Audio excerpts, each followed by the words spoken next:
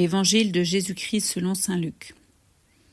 En ce temps-là, comme les foules s'amassaient, Jésus se mit à dire : « Cette génération est une génération mauvaise.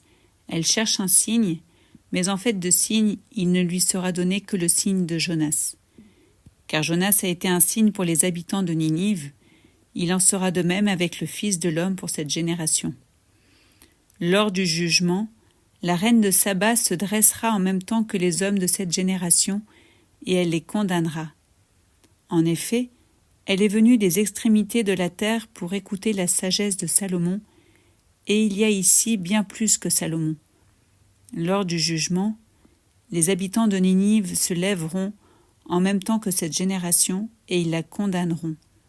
En effet, ils se sont convertis en réponse à la proclamation faite par Jonas, et il y a ici bien plus que Jonas.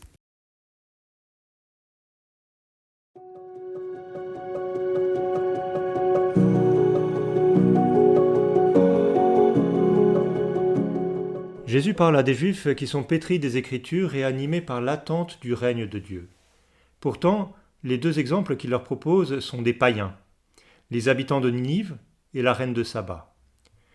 Le point commun entre ces deux exemples, c'est qu'ils ont accepté de faire un chemin intérieur ou extérieur impressionnant au contact du peuple juif, représenté d'un côté par le prophète Jonas et de l'autre par le roi Salomon.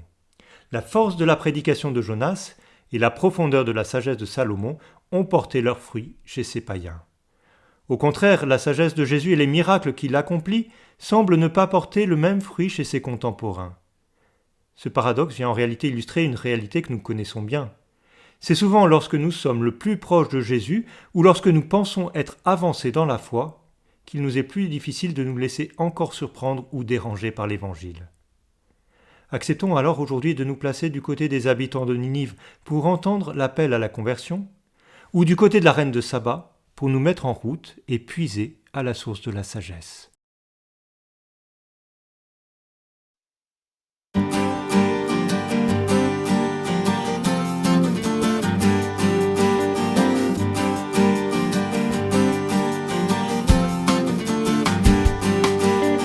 Carré terre entière, chantez à pleine